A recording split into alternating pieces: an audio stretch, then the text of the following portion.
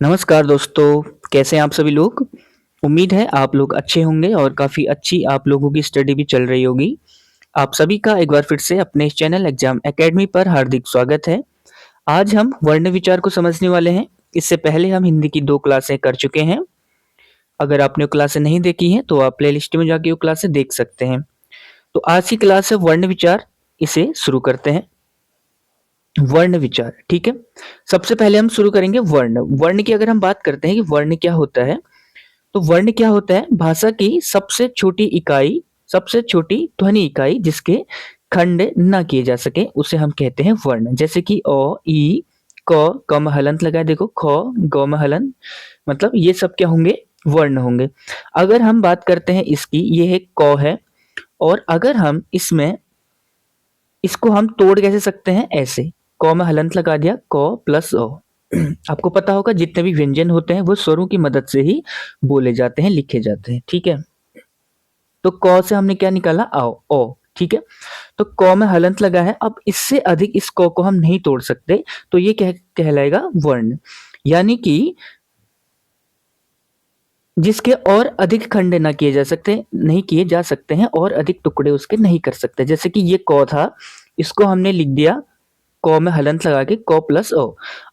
अब ये क्या होगा? बस सबसे छोटा रूप हो गया क का। अब इसे और अधिक नहीं तोड़ा जा सकता, तो ये क्या कहलाएगा? वर्ण। और जितने भी स्वर होते हैं वो अपने आप में क्या होते हैं? वर्ण ही होते हैं। ठीक है? तो ये तो था आपका वर्ण। अब हम बात करते हैं आगे। तो सबसे छोटा क्या होता है? मैंने आपको बताया था वर्ण। उसके बाद आता है अक्षर, फिर आता है शब्द या फिर पद, फिर पदबंध, फिर उपवाक्य, फिर वाक्य। ठीक है? वर्ण की हम बात कर चुके हैं। वर्ण मतलब जिसके खंड ना किए जा सके, जैसे कि जितने भी स्वर होते हैं वो सभी, या फिर जितने भी व्यंजन होते हैं उन सब में अगर आप हलंत लगा दो तो वो भी क्या कहलाएंगे? वर्ण कहलाएंगे। और अक्षर, कई लोग ना वर्ण और अक्षर को एक ही मानते हैं। वर्ण का मतलब मैंने आपको बताया जिसके खंड नहीं किया जा सकते, और अक्षर मतलब भी होता है जो और अधिक शर नहीं हो जा सकता, मतलब जो और अधिक घट नहीं सकता, और अधिक जिसको नहीं घटाया जा सकता उसे हम कहते हैं अक्षर। ठीक है? कुछ लोग मानते हैं कि वर्ण ही अक्षर होता है, लेकिन कुछ लोग नहीं मानते। वर्ण मतलब वो कहते हैं कि वर्ण ये है जिसका विभाजन हो चुका है आखिरी, और अक्षर क्या है? अक्षर है ये पूरा को। ठीक है? यानी कि ये क में अगर हमने हलंत लगा रखा है तो ये क्या है? वर्ण है। और अब ये क पूरा है तो ये क्या हो गया? अक्षर हो गया। ठीक है? तो इस तरह से इसको डिफाइन करते हैं।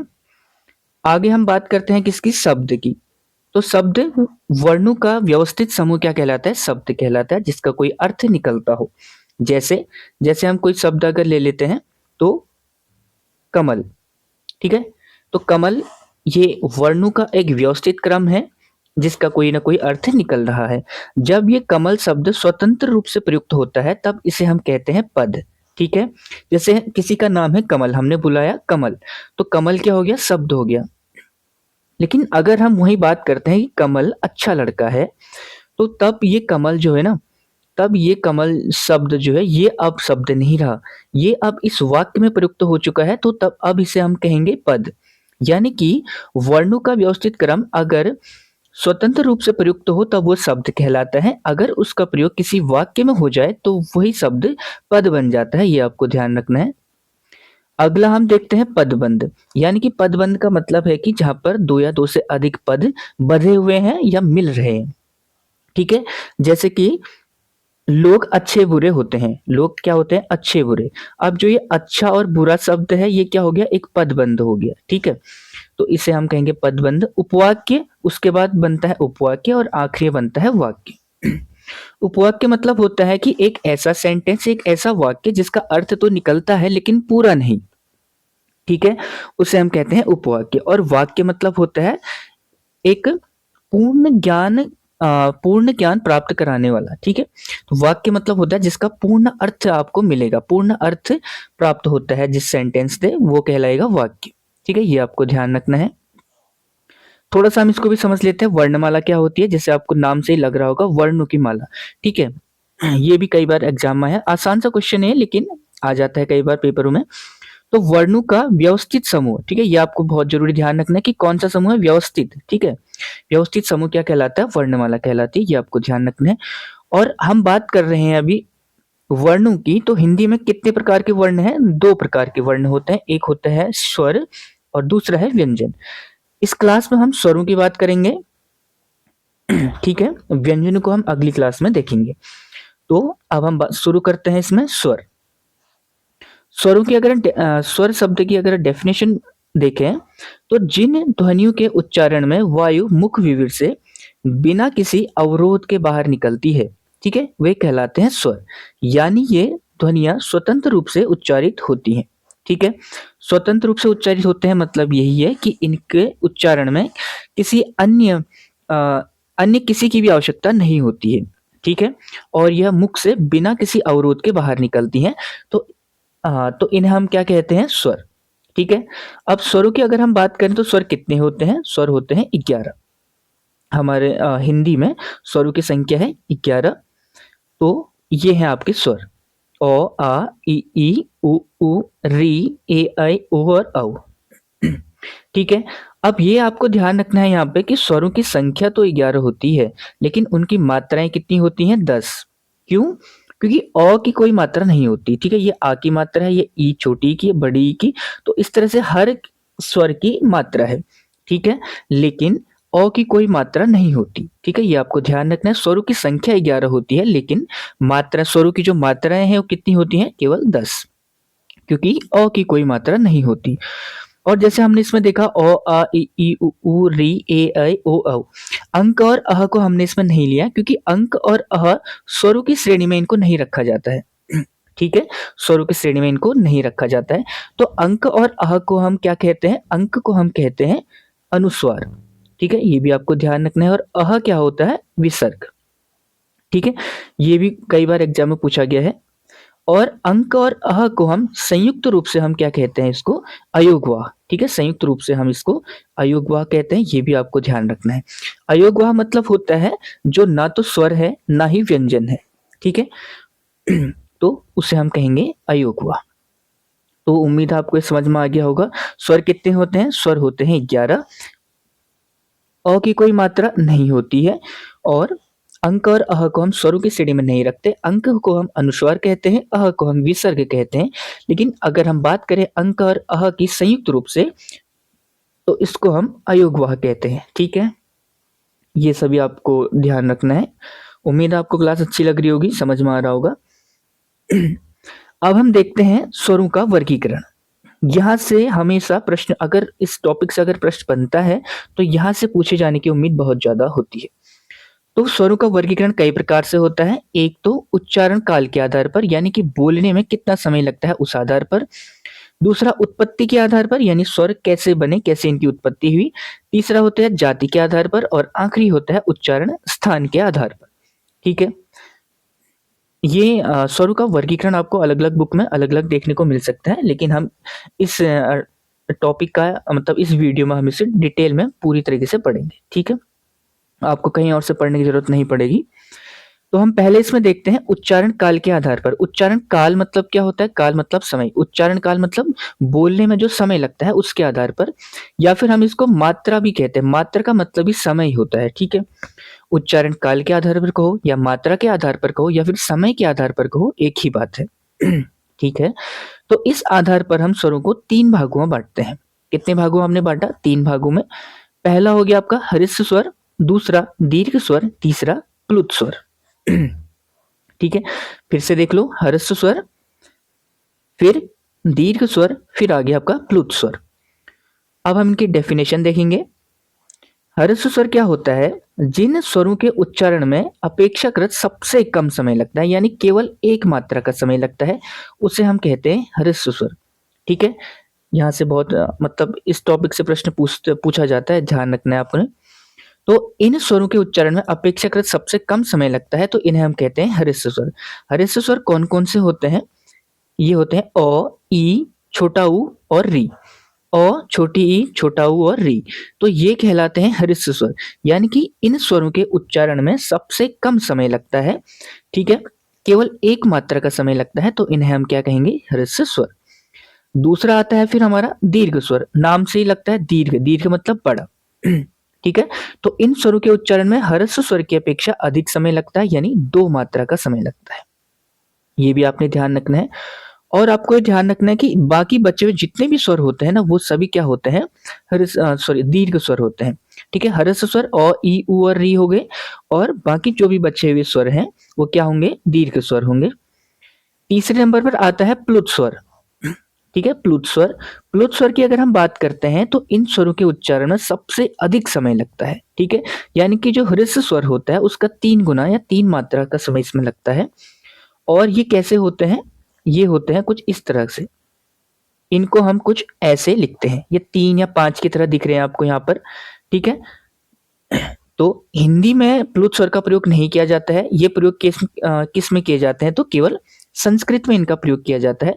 हिंदी में प्लुत स्वर का प्रयोग नहीं किया जाता। लेकिन अगर आपसे पूछा जाए कि स्वरों को हम मतलब कि स्वरों को उच्चारण के आधार पर कितने प्रकार से बांटा गया है, तो आप बोलोगे 3 आधार पर, ह्रस्व, दीर्घ और प्लुत स्वर। ठीक है, लेकिन प्लुत स्वर का हिंदी में प्रयोग नहीं होता है, ये भी आपको ध्यान रखना है। ठीक है, तो दीर्घ स्वर आपको समझ में आ गया है, प्लुत स्वर आपको समझ में आ गया है। प्लुत स्वर ये होते हैं, इनका प्रयोग जो है हिंदी में नहीं होता है। और अगर हम बात करते हैं ना इनके प्रयोग की, तो जैसे जो ये शब्द आपको दिख रहे हैं, ये बोलने के आधार पर होते हैं वैसे। जैसे कि अगर आप मान लो आपके भाई का नाम राम है, अगर आपको उसे डांटना है तो आप क्या बोलोगे, राम। ठीक है ना, राम। लेकिन अगर मतलब गुस्से में बोलोगे ना, राम। और अगर आपको उससे कोई काम करवाना है या फिर कोई मतलब प्यार से, तब आप क्या करोगे, प्यार से बोलोगे, तब आप बोलोगे राम। ठीक है, राम। तो उसमें आप क्या बोलोगे, राम। पहले तो आपने गुस्से में बोला ये, ठीक है, राम। लेकिन आप वैसे क्या बोलोगे, प्यार से राम, मतलब आपने वो आ की मात्रा को खींच दिया। तो वहां पर जो है ना, ये इन शब्दों का प्रयोग होता है। किनका, प्लुत स्वरों का प्रयोग होता है, जब आप किसी शब्द को खींचते हो। ठीक है, आप बोलते हो राम या श्याम या कुछ भी, तो वहां पर क्या होता है, तो ऐसे शब्दों को हम कहते हैं प्लुत स्वर। ठीक है, यहाँ पर आपने जैसे प्लुत स्वर का प्रयोग किया, तो उच्चारण के आधार पर जो है ये होता है, बोलने में सबसे ज्यादा समय लगता है। ठीक है, ये मैं आपको समझा चुका हूँ, तो उम्मीद है आपको ये समझ में आया होगा। और प्लुत स्वर की हम बात करते हैं तो ये हिंदी में प्रयोग नहीं किए जाते, इनका प्रयोग केवल संस्कृत भाषा में होता है। अब दूसरा आता है उत्पत्ति के आधार पर स्वर। ठीक है, उत्पत्ति के आधार पर अगर हम बात करें तो इसमें भी ये 2 प्रकार के होते हैं। एक आपका आता है मूल स्वर, एक आता है संधि स्वर। ठीक है, मूल स्वर और संधि स्वर। अब आपको नाम से लग रहा होगा मूल स्वर, मूल मतलब कि बस यही जड़ है। ठीक है, इनकी उत्पत्ति में किसी अन्य मतलब अन्य किसी भी स्वर की आवश्यकता नहीं होती। मतलब कि ये इस दुनिया में पहले से ही थे। कहने का मतलब ये है कि ये जो स्वर थे, इनको बोलने में या इनको बनाने में किसी भी अन्य स्वर की मदद नहीं ली गई है। ठीक है, इन्हें हम कहते हैं मूल स्वर। और ये कौन कौन से हैं, अ, ई, उ और री। ठीक है, यहाँ से क्वेश्चन बहुत बनता है कि मूल स्वर किसे कहते हैं। मूल स्वर होते हैं अ, ई, उ और री।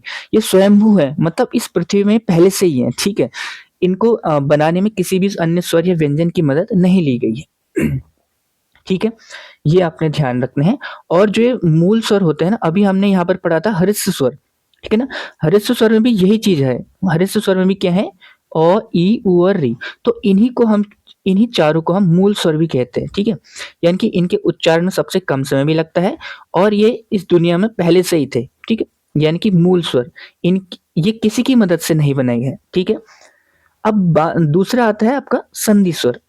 संधि स्वर की बात करें तो ये मूल स्वर की मदद से बनाए जाते हैं। ठीक है, और ये भी 2 प्रकार के होते हैं।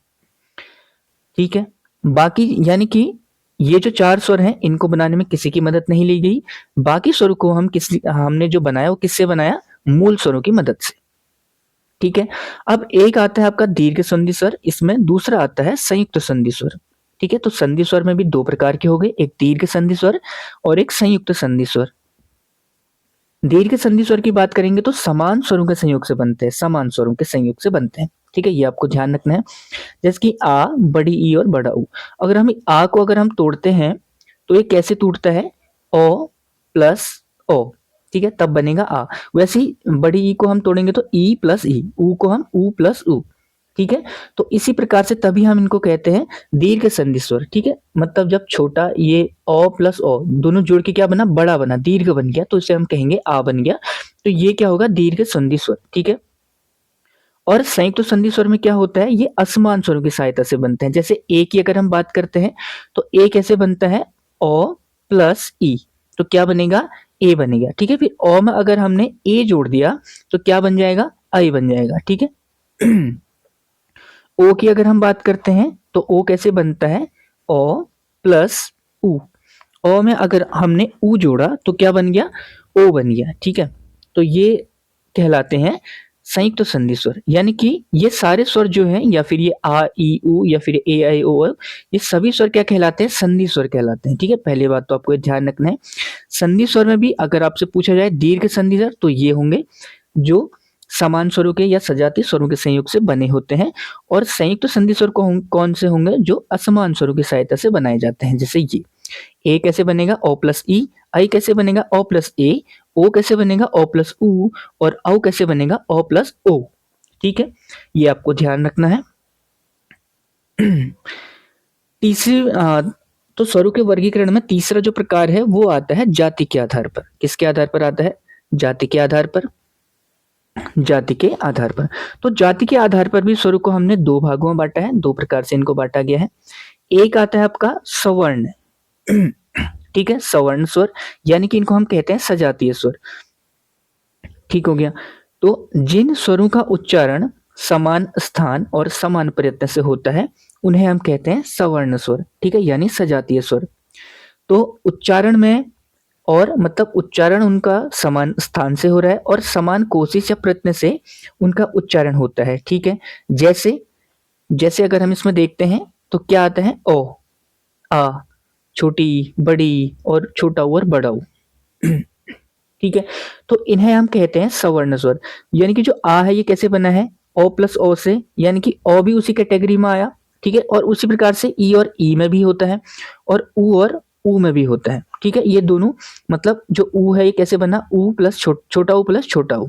ई कैसे बनी, छोटी ई प्लस छोटी ई, वैसे कैसे बनी, बड़ी ई बनी। ठीक है, तो ये सब क्या होते हैं, सजातीय स्वर कहलाते हैं, जो मतलब जिनके उच्चारण स्थान क्या होता है, समान होता है, और समान ही प्रयत्न से वो उत्पन्न होते हैं। और अगर हम असवर्ण स्वर की बात करेंगे तो इसमें ये सभी आ जाते हैं, ए आई ओ औ।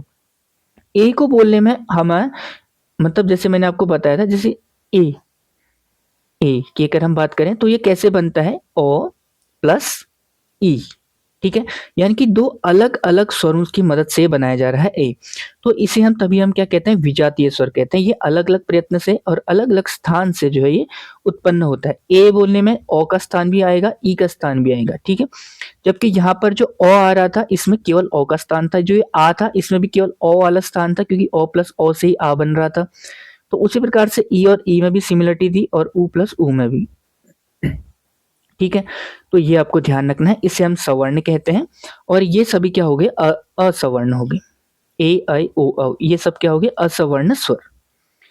अगला आता है उच्चारण स्थान के आधार पर। ठीक है, चौथा है, इंपोर्टेंट है, उच्चारण स्थान के आधार पर। यहां से सबसे ज्यादा प्रश्न बनते हैं। इसमें पहला आता है जिह्वा से उत्पत्ति के आधार पर। जिह्वा मतलब जीव। तो जीभ से उत्पत्ति के आधार पर भी हम इसमें देखते हैं कि जीभ के अग्र भाग से हो रहा है किसी शब्द का उच्चारण, किसी का मध्य से, किसी का पश्चिम भाग से। तो उस तरीके से हमने इसको बांटा है। तो जीभ से जिस तरह से उच्चारण होता है तो कितने प्रकार से होता है, तीन प्रकार से, तीन भागों में हमने इसको बांटा है। पहला आता है आपका अग्र स्वर, फिर मध्य स्वर, फिर आता है पश्च स्वर। ठीक है, ये आपको ध्यान रखना है, क्योंकि यहाँ से प्रश्न बनता ही बनता है। अगर इस टॉपिक से प्रश्न बना तो यहाँ से बनने के चांसेस थोड़े ज्यादा रहते हैं। ठीक है, तो अब हम देखते हैं पहले अग्रभाग से। तो जिह्वा के यानी जीभ के अग्रभाग से जिन स्वरों का उच्चारण होता है उन्हें हम अग्र स्वर कहते हैं। तो जिन स्वरों का उच्चारण कहां से होता है, जीभ के आगे वाले भाग से होता है। तो जीभ के आगे वाले भाग से किन का उच्चारण होता है, तो ई और ए और आई, इन चारों का उच्चारण होता है जीभ के अग्र वाले भाग से, आगे वाले भाग से। ठीक है, अब ई तो ये तो आपको ध्यान रखना ही पड़ेगा, और जो और ए और आई है ना, ये भी आपको ये ध्यान रखना होगा। इसमें एक ट्रिक जैसी आप इसको समझ सकते हैं कि ए भी ई की मदद से बन रहा है। ठीक है, ए किसकी मदद से बन रहा है, ई की मदद से, ओ प्लस ई। और ई जो ई है और जो बड़ी ई है ये दोनों कहाँ से निकलते हैं, मतलब जीभ के अग्रभाग से निकलते हैं। और ए और आई को बनाने में भी ई का सहयोग होता है, ओ प्लस ई से ही ए बनता है। तो ये सभी कहाँ से निकलते हैं, अग्रभाग से, किसके, जीभ के आगे वाले हिस्से से इनका उच्चारण होता है, इसीलिए हम इन स्वरों को कहते हैं अग्रभाग, मतलब अग्र स्वर। ठीक है, ये आपको रटने ही पड़ेंगे, इसके लिए आपको कोई खास ट्रिक तो इसमें है नहीं, ये आपको याद ही करने पड़ेंगे। ठीक है, दूसरा आता है फिर से मध्य स्वर। मध्य को हम केंद्र भी कहते हैं, तो इसलिए हम इसको केंद्रीय स्वर भी कहते हैं। तो जिसका उच्चारण जीभ के मध्य वाले भाग से होता है, और इसमें केवल एक स्वर आता है, और वो कौन सा है, ओ। केवल एक आता है जिसे हम कहते हैं ओ। तो ये केंद्रीय स्वर हो गया, और बाकी जो स्वर बच गए उनको हम कहते हैं पश्च स्वर, यानी कि जीभ के पिछले वाले हिस्से से जिनका उच्चारण होता है, तो उसे हम क्या कहेंगे, पश्च स्वर। ठीक है, और इसमें कौन कौन से स्वर आ गए, आ, उ, बड़ा उ, ओ और औ। ठीक है तो उम्मीद है आपको ये समझ में आ रहा होगा अच्छी तरह से। अब अगला आता है ओष्ठ की स्थिति के आधार पर। ओष्ठ मतलब होता है होंठ, होंठ। ठीक है, ओष्ठ मतलब होता है होंठ। तो ओष्ठ के आधार पर हम देखते हैं, तो इस आधार पर स्वरों को दो प्रकार से बांटा गया है। एक आता है वृत्तमुखी और दूसरा आता है अवृत्तमुखी। अब हम देखते हैं पहले वृत्तमुखी। नाम से लग रहा होगा आपको, जिन स्वरों के उच्चारण में मुख जो होता है वो गोलाकार बनता है, ठीक है, उसे हम कहेंगे वृत्तमुखी। और जिनके उच्चारण में स्वर गोल जैसा नहीं बनता, मतलब मुख जो होता है वो गोल आकृति का नहीं बनता, उसे हम कहेंगे अवृत्तमुखी। ठीक है, तो जिन स्वरों के उच्चारण में ओष्ठ यानी होंठ जो होता है वो गोल आकार का बनता है, गोलाकार बनता है, तो यहाँ पर उ बोलने में और ओ अ बोलने में क्या होता है, मुख जो होता है वो गोल आकार का बनता है। ठीक है, आपको ये ध्यान रखना कि उ और बड़ा उ जब आप इसका उच्चारण करोगे तो जो होंठ होंगे वो गोलाकृति के बनेंगे, और जो ओ और अ है ये भी आपको ध्यान रखना है कि ओ कैसे बना था, ओ प्लस उ से मिलकर ओ बना था, यानी कि उ जो है ओ में भी शामिल है कहीं ना कहीं। ठीक है, तो इसीलिए ओ और औ भी क्या हो गए, वृत्तामुखी हो गए। और बाकी जो स्वर बच गए वो क्या हो गए, अवृत्तामुखी हो गए, यानी कि जिन स्वरों के उच्चारण में ओष्ठ यानी होंठ की जो आकृति होती है वृत्त के आकार की नहीं होती है। इसमें कौन कौन सा आ गए, ये बाकी जो भी बचे थे वो सब इसमें आ गए। ठीक है, आ, ओ, आ, ई, ए, आई। ठीक है, और उ और ओ ये चारों किस में आ गए थे, ये वृत्तामुखी में आ गए थे, और बाकी सभी अवृत्तामुखी में आ गए।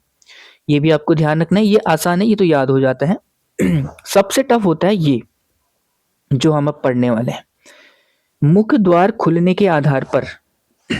ठीक है, यानी कि किसमें आपका मुख, किसी स्वर को बोलने में आपका जो मुंह है वो ज्यादा खुल रहा है, किसमें थोड़ा कम खुल रहा है, किसमें और कम खुल रहा है, किसमें बहुत ही कम खुल रहा है। तो इस आधार पर हमने मतलब जो हिंदी वैज्ञानिक है उन्होंने 4 प्रकार से स्वरों को बांटा है। ठीक है, पहला इसमें आता है विवृत स्वर। ठीक है, विवृत। अब नाम से आपको ये देखो ना, ये सब आपको रटने पड़ेंगे मेनली। विवृत मतलब क्या होता है, आप इसको ध्यान रखो कि बड़ा, विवृत से आपको ध्यान रखना है बड़ा वृत्त। ठीक है, बड़ा वृत्त यानी कि मतलब जिनके उच्चारण में मुख का सबसे अधिक भाग खुलता है, और वो किस में खुलता है, केवल एक स्वर के उच्चारण में, जिसे हम कहते हैं आ। ठीक है, आ। ठीक है, तो जब आप इसका उच्चारण करते हो ना, मुंह थोड़ा ज्यादा ही खोलो, तो उससे क्या होगा कि आपको याद होगा। ठीक है, तो विवृत स्वर मतलब होता है जिन स्वरों के उच्चारण में मुख का सबसे अधिक भाग खुलता है, मुख सबसे अधिक खुलता है, उसे हम कहेंगे विवृत स्वर। फिर उसके बाद आता है अर्धविवृत स्वर। अर्धविवृत का मतलब आप समझ रहे होंगे कि विवृत से थोड़ा कम खुलेगा या फिर विवृत का आधा खुलेगा, आप ऐसा भी कह सकते हैं, अर्ध से आपको लग रहा होगा। तो अब विवृत से थोड़ा कम खुलेगा, तो उसमें क्या आएगा, ओ, आई और औ। ठीक है, इसमें ये आते हैं अर्धविवृत स्वर में। और उसके बाद लेकिन आपको ध्यान रखना कि अर्ध संवृत आता है। ठीक है, उसके बाद क्या आता है, अर्ध संवृत। ठीक है, अर्ध संवृत, और उसमें क्या होता है कि जो ये अर्ध विवृत है ना, इससे थोड़ा सा और कम खुलता है, थोड़ा और कम खुलेगा, और जो संवृत होगा उससे थोड़ा अधिक खुलेगा ठीक है, इसमें कौन कौन से स्वर आते हैं, ए और ओ, एओ। ठीक है, एओ, ये भी आपको ध्यान रखना है। और आखिरी आता है इसमें समृत। कौन सा आता है, समृत स्वर, समृत स्वर। इसमें क्या आता है, जिन स्वरों के उच्चारण में मुख सबसे कम खुलता है, यानी कि सबसे कम किसमें खुल रहा है, ई और उ बोलने में सबसे कम खुलता है, तो इसे हम कहेंगे संवृत। ठीक है, तो ये आपको ध्यान रखना है, आपको ना ये इसी सीक्वेंस में ध्यान रखना है। देखिए, सबसे पहले आप जब अपनी कॉपी में अगर आप इसे लिख रहे होंगे या आपने लिखा होगा, तो सबसे पहले आप लिखोगे विवरित, यानी कि विवरित मतलब जिसमें सबसे अधिक जो है मुख सबसे अधिक खुलता है, और वो किस में खुलता है, आ बोलने में। ठीक है, उसके बाद सेकेंड नंबर पर आप लिखोगे अर्ध विवरित, जिसमें मुख आ से कम खुलेगा, यानी कि विवरित से कम खुलेगा, औ अयर औ। ठीक है, फिर आप लिखोगे अर्ध संवृत। ठीक है, इसमें आप फिर संवृत मत लिखना, उसमें आप क्या लिखोगे, अर्ध संवृत लिखोगे। अर्ध संवृत में क्या होगा, जिसमें और कम खुलेगा थोड़ा। ठीक है, उसके बाद आएगा संवृत, जिसमें सबसे कम खुलेगा, यानी ई और उ में। ठीक है, आपको अपनी कॉपी में इसी सीक्वेंस में लिखने हैं, सबसे पहले विवरित, फिर अर्ध विवरित, फिर अर्ध संवृत। ठीक है, फिर सबसे लास्ट में संवृत। ठीक है, यह आप जब आप इसको इसी सीक्वेंस में लिखोगे तो आपको याद करने में आसानी होगी। ठीक है, तो ये आपको ध्यान रखना है, ये सबसे टफ रहता है और यहां से क्वेश्चन लेकिन बनता है। अब अगला आता है कि स्वरों के उच्चारण में हवा या मुख से निकल रही है या नाक से निकल रही है या दोनों से निकल रही है, तो उस आधार पर, यानी कि हवा के मुंह या नाक से निकलने के आधार पर हमने इनको बांटा है। कितने प्रकार से बांटा है, इसमें दो प्रकार से। ठीक है, एक आता है आपका अनुनासिक, एक आता है निर्नुनासिक। ठीक है, तो पहला क्या है, इसमें अनुनासिक है। अनुनासिक मतलब क्या होता है, जिन स्वरों के उच्चारण करते समय हवा नाक और मुख दोनों से निकलती है। ठीक है, आपको ध्यान रखना है कि अनुनासिक मतलब जब हवा मुख और नाक दोनों से निकले स्वरों के उच्चारण में। ठीक है, तो उस स्वर को हम कहेंगे अनुनासिक स्वर। लेकिन हिंदी में कोई भी जो स्वर है वो अनुनासिक नहीं होता। ठीक है, और निर्नुनासिक मतलब क्या होता है, जिन स्वरों के उच्चारण करते समय हवा केवल मुख से निकलती है। ठीक है, निर्नुनासिक स्वर कहलाते हैं, और सभी स्वर क्या होते हैं, निर्नुनासिक होते हैं। ठीक है, ये आपको ध्यान रखना है कि सभी स्वर क्या होते हैं, निर्नुनासिक। यानी कि इसका कहने का मतलब ये है कि अगर आप अपनी नाक को बंद कर दो अपने हाथों से, तो आप केवल मुख के प्रयोग से ही उन सभी स्वरों का उच्चारण कर सकते हैं। ठीक है, और स्वर कितने होते हैं, 11। उन 11 स्वरों का उच्चारण आप नाक बंद करके भी कर सकते हैं। ठीक है, तो सभी स्वर क्या होते हैं, निर्नुनासिक होते हैं, अनुनासिक नहीं होते। अनुनासिक अगर आपको किसी स्वर को बनाना है तो उसमें आप क्या लगाओगे, अंक की मात्रा लगा दोगे, जैसे ये। ठीक है, या फिर ये, या फिर ई में अगर आप बिंदु लगाओगे तो इस तरीके से, मतलब जब आप अनुस्वार का प्रयोग करोगे स्वरों में, तब वो क्या बनेंगे, अनुनासिक स्वर बनेंगे। ठीक है, वरना वो सभी स्वर क्या होते हैं, निर्नुनासिक स्वर होते हैं अपने वास्तविक रूप में। ठीक है, ये भी आपको ध्यान रखना है। अब देखते हैं उच्चारण स्थान के आधार पर।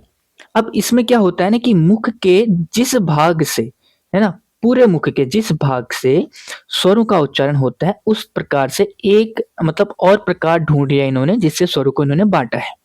ठीक है, पहला इन्होंने इसमें बांटा है ओ और आ। किसको बांटा है, ओ और आ, इसको कहा गया कंठ्य। यानी कि मतलब ओ और आ का जो उच्चारण होता है वो किससे होता है, गले से, कंठ से। ठीक है, और ई और बड़ी ई का कहां से होता है, तालु से। और ऊ और बड़ा ऊ का होता है ओष्ठ से। ए ठीक है, और ए और ए का कहां से होगा, कंठ तालु से, क्योंकि मैंने आपको बताया कि जो ए है वो कैसे बना है, ओ प्लस ई की मदद से बना है ए। ठीक है, ओ प्लस ई, तो ओ हमने देखा कंठ से निकल रहा है, और ई जो है ये कहां से निकल रहा है, तालु से। तो ये दोनों कहां से हो गए, कंठ तालु। ठीक है, ओ और औ की अगर हम बात करते हैं, तो ओ जो है इसका अगर हम संधि विच्छेद करते हैं तो ओ कैसे बना है, ओ प्लस ऊ से। ठीक है, ओ प्लस ऊ से क्या बना, ओ बना। तो ओ किस में आ गया आपका, ओ आ गया आपका कंठ में, और ओ किस में आ गया आपका, सॉरी ऊ किस में आया आपका, ओष्ठ में। तो कंठोष्ठ से बना ओ और औ। ठीक है, ये भी आपको ध्यान रखना है कि ओ और आ का उच्चारण जो है कंठ यानी गले से होता है, ई और बड़ी ई का तालु से होता है, ऊ और बड़ा ऊ का ओष्ठ से होता है। अगर आपको ये तीनों याद है तो इन दोनों को तो आप आराम से कर लोगे, क्योंकि जो ए होता है वो ओ प्लस ई से मिलकर बना होता है। ओ इसमें जो है कंठ से इसका उच्चारण होता है, और ई का कहां से होता है, तालु से। तो यानी कि अगर हम बात करेंगे ए और आई का कहाँ से होगा, तो कंठ तालु से होगा उच्चारण। ठीक है, ये भी आपको ध्यान रखना है। ओ भी आप समझ गए होंगे, ओ और औ मैंने आपको बता दिया है कि ओ और औ। ओ जो है ये कैसे मिलकर बना होता है, ओ प्लस ऊ से मिलकर बना होता है। ओ जो है ये कंठ से निकलता है और जो ऊ है ये ओष्ठ से निकलता है, तो कंठोष्ठ हम इसे कह सकते हैं। ठीक है, इसको हम थोड़ा सा अगर हम डायग्राम के माध्यम से समझते हैं, तो ये जो कंठ वाला हिस्सा है यहाँ से ओ का उच्चारण होता है और आ का उच्चारण होता है। ठीक है, उसके बाद अगर हम बात करते हैं तालु की, जो तालु होता है, तालु मतलब होता है ना जब जो आपकी जीभ है उसके ऊपर वाला जो हिस्सा होता है ना, उसे हम कहते हैं तालु। ठीक है, क्या कहते हैं उसे, तालु कहते हैं। और इससे जो वो निकलता है शब्द, स्वर मतलब वो निकलता है ई और बड़ा ई। ठीक है, तो एक इसका उच्चारण कहाँ से हो रहा है, तालु वाले भाग से हो रहा है। अब जो आपके ये आगे के हैं इनको हम कहेंगे होंठ या फिर इनको कहते हैं ओष्ठ। तो यहाँ से उच्चारण किसका होता है, ऊ और बड़ा ऊ का उच्चारण होता है ओष्ठ से। ठीक है, ये आपको ध्यान रखना है। कंठ से और आ, तालु से ई और बड़ी ई, और ओष्ठ से ऊ और बड़ा ऊ। बाकी ओ औ और ए आई तो आप समझ ही जाओगे। ठीक है, तो दोस्तों ये थी आज की क्लास। उम्मीद है आपने क्लास से जरूर कुछ ना कुछ सीखा होगा और क्लास आपको अच्छी लगी होगी, ऐसी उम्मीद करता हूं मैं। और अगर आपको क्लास अच्छी लगी है तो इसे लाइक करें, शेयर करें और चैनल को सब्सक्राइब करें। Thank you so much.